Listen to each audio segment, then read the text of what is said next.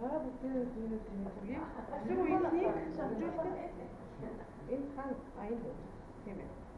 Өсвөр үеийнхнийг хөгжүүлэхэд эерэг хөгжлийн арга зүйг ашиглах гэсэн сэдвээс байгаа.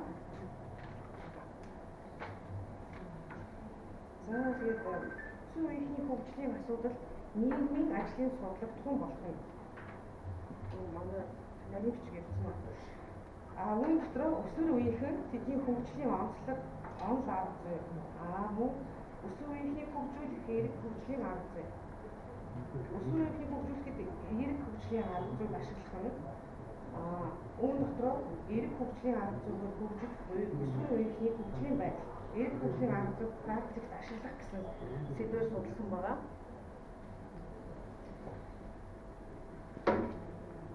За ингээд энэ дотор болохоор өсвөр үеийнхэн ба тэдний онцлог хөгжлийн онцлогийн тухай хэлсэн байна.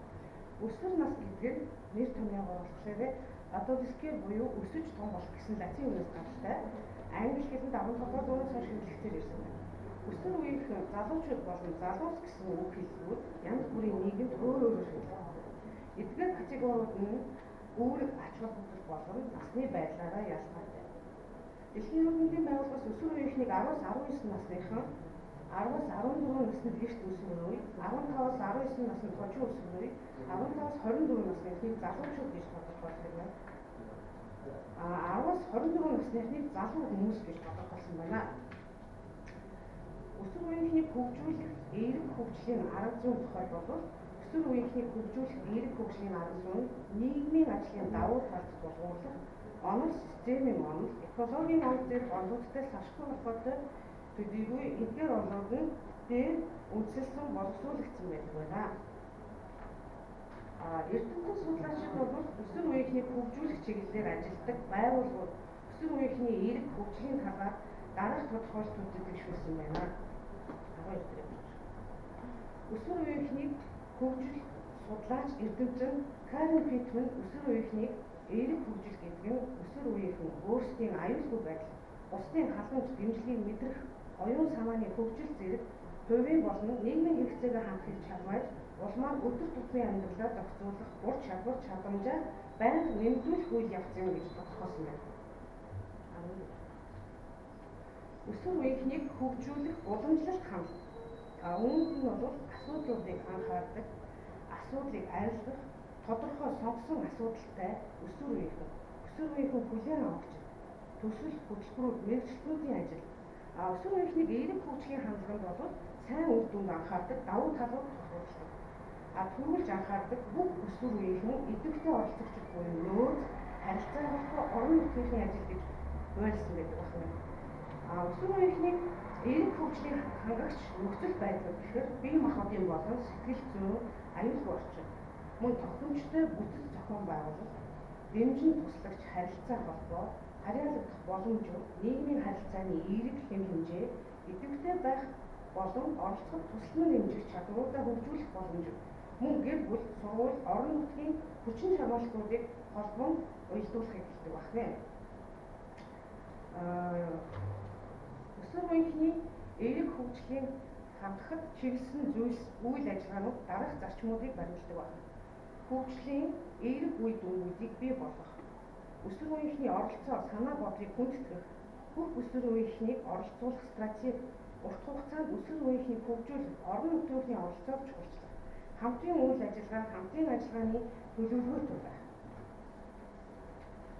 Үүнд өсвөр үеийнхнийг хөгжүүлэхэд мөн хамгийн чухал зүйлсээс нэг урдыг гэж бодлоо. Энэ бол нэлээд ер нь бол дэлгэрүүлж судалсан юм байна. Одоо товчлоод ярихад дасгал ажил дадлагаар суралцах арга зүй. Энэ нь арай манай сургууль буюу манай одоо суурчид оюутнуудад арай өсвөр үеийнхнийг эерэг байдлаар хөгжүүлэхдээ Америкийн нэгдсэн улсын эрдэмтэн Джон Дуэйгийн боловсруулсан дасгал ажил дадлагаар суралцах нь арга зүй гол болгон ашиглаж байна. Дасгал ажил дадлагаар суралцах гэдэг нь тухайн хүн дасгал эсвэл үйл ажиллагаанд оролцоод дараа нь түүнийг эргэн харж үнэлэлт өгч ямар хэрэгцээтэй чухал байсныг нь тодорхойлоод энэ мэдээлэл дээр үндэслэн дараагийн дасгал үйл ажиллагааг хийхийг хэлэх байнамаа.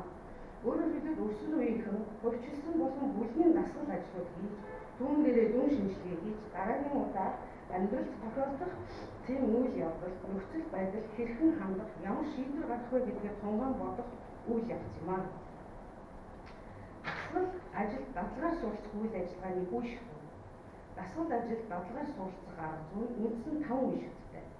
Үе шат бүр өөрийн гэсэн онцлогийг агуулж байдаг бөгөөд чиглүүлэгчээс нэлээд нарийн ур чадварыг шаарддаг. Дасгал ажил дадлагыг хийх үе шат. Төрсөн сэтгэгдэл, мэдрэмжийг хуваалцах үе шат. Бий болсон туршлагад тулгуурлан шүүн хэлэлцэх үе шат. Амьдралд болдог бодит жишээтэй холбон юун чухал болохыг үнэлэх хийх үе шат. Дасгал ажил дадлагаар олж мэдлэг, ур чадвараа амьдралдаа хэрэгжүүлэх үе шат. Эерэг хөгжлийн арга зүйг ашиглах бас арга замууд байдаг бахан. Эерэг хөгжлийг одоо хүүхдүүдэд өсвөр үеийнхэнд хөгжүүлэхэд чиглүүлэгч нь хамгийн гол хүн нь бол багш юм.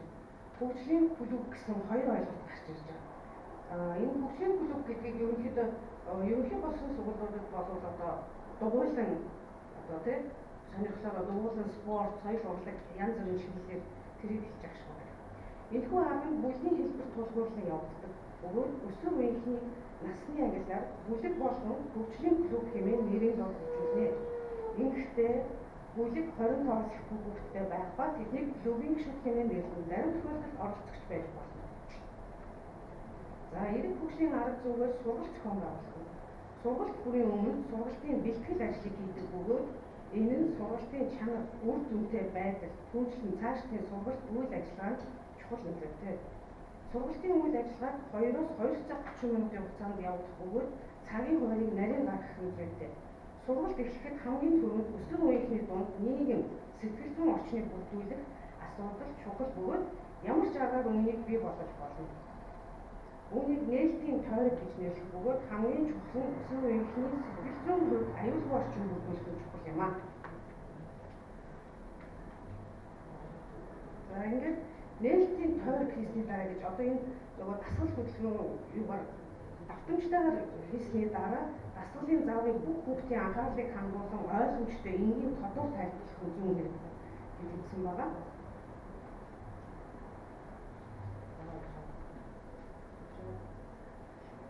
Дээрх аргуудыг хэрэглэж сурснараа энэ клубт явсан өөрийн хүүхдүүдийн эдгээр нөгөө эерэг үр дагаварт хэрэгцснээрээ хүүхэд ийм чадварыг авах байх нь багшаас бас шаардлагатай харилцааны ур чадварууд хэрэгтэй байх нь.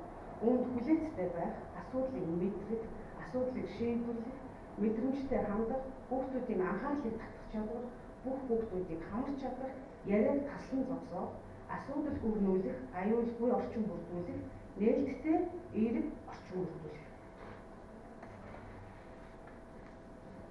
За, ингээд эцэст нь дүгнэлт хэлэхэд Америкийн нэгдсэн улсын өсвөр үеийнхний хөгжил судлаач эрдэмтэн Карен Питманы боловсруулсан эерэг хөгжлийн арга зүй Монголд 2009 оны сүүлчээр яригдж эхэлсэн. Цог шин арга зүй бөгөөд манайд 2 дахь жилдээ туршигдан амжилттай явагдаж байгаа гэж явагдаж байгаа. Эерэг хөгжлийн арга зүй өсвөр үеийнхний байгаа орчин түшиглэн нийгмийн чадваруудыг хөгжүүлснээр бие даасан хувь хүнийг бий болгож орон нутгийн хөгжлийн төлөө гэсэн сэтгэлтэй үүнийхээ төлөө ямар нэгэн юм хийж чаддаг, үүнийгээ төлөвлөж тооцоолж бусад хүмүүстэй хамтран ажиллах чадварыг эзэмшсэн, өөрөөр хэлбэл эх орондоо хувь хүний талаас хөгжсөн иргэнийг бий болгох явдал юм аа. Энэхүү арга зүй болон түүний элементүүдийг хүүхэд өсвөр үеийнхнийг хөгжүүлэх бүхий л үйл ажиллагаанд ашиглах боломжтой бөгөөд тэднийг хөгжүүлдэг бусад салбарт нэгдүүлэх нь чухал юм. Энэхүү аргыг ашиглан боловсролын бүхий салбараар дамжуулан тэднийг хөгжүүлснээр илүү олон өсвөр үеийнхнийг хамарч тэрнийхээ хэрээр эх орондоо хэрэгтэй чадварлаг иргэн боловсон хүчинд бэлтгэж байна. За, анхаарал тавьсан баярлалаа.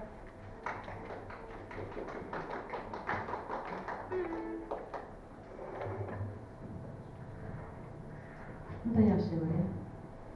Контрол сочны мөрийн мөсөл хөгжил за хацаа.